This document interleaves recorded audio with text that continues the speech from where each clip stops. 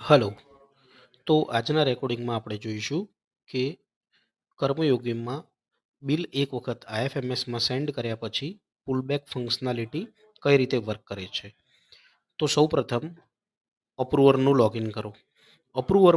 અપ્રુવરના લોગિનમાં આઈએફએમએસમાં bill forward કરવા માટેનું option હોય છે. તો ડીડીઓ પેરોલમાં પેરોલ બિલ જનરેશનમાં પેરોલ ટાસ્ક લિસ્ટ જે સ્ક્રીન છે એના પર ક્લિક કરો. ક્લિક કરતા સ્ક્રીન ઓપન થશે. પેરોલ ટાઈપ રેગ્યુલર, ફાઇનાન્શિયલર અને પે મંથ. ગેટ ડેટા ઉપર ક્લિક કરો. ગેટ ડેટા ઉપર ક્લિક કરશો એટલે જેટલા બિલ પડ્યા હશે એ તમને બતાવશે.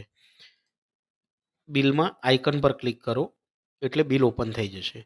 બિલ ઓપન થશે તો નીચે મુજબના બટન્સ તમને બતાવશે. એક વખત બિલ તમારું અપ્રૂવ થઈ જાય પછી સેન્ડ ટુ આઈએફએમએસ વાળું બટન દેખાશે. સેન્ડ ટુ આઈએફએમએસ પર ક્લિક કરતા સ્ક્રીન રોટેટ થશે અને બિલ સેન્ડ ટુ સક્સેસફુલી આઈએફએમએસમાં બિલ સક્સેસફુલી સેન્ડ થઈ જાય એટલે bill send to IFMS successfully એવો મેસેજ આવશે. એના પર તમે ઓકે કરશો એટલે અહીંયા પુલબેક બિલનું એક તમને ઓપ્શન મળી જશે. એક વખત બિલ આઈએફએમએસમાં સક્સેસફુલી સેન્ડ થયા પછી પુલબેક બિલનું ઓપ્શન આવશે. હવે આઈએફએમએસમાં જો બિલની કોઈ પ્રોસેસ નહીં કરી હોય તો સિસ્ટમ તમને પુલબેક કરવાનું પ્રોવિઝન આપશે. પુલબેક કરવા માટે તમે પુલબેક બિલ ઉપર ક્લિક કરો એટલે મેસેજ આવશે બિલ રિકોલ્ડ સક્સેસફુલી. ઇટ મીન્સ કે આઈએફએમએસમાંથી બિલ અહીંયા પાછું આવી ગયું છે અને એક વખત બિલ રિકોલ થઈ જશે પછી અહીંયા સેન્ડ ટુ આઈએફએમએસ રીઓપન બધા ઓપ્શન આવી જશે.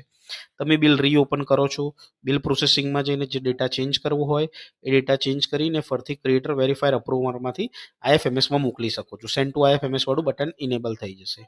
તો આ રીતે પુલબેક વાળી ફંક્શનાલિટી કામ કરશે. પણ જો આઈએફએમએસમાં એ બિલ પ્રોસેસ કર્યું હશે તો અહીંયા આગળ સક્સેસફુલી રિકોલનો મેસેજ નહીં આવે. તો એના માટે તમારો પુલબેકનો જ મેસેજ રહેશે.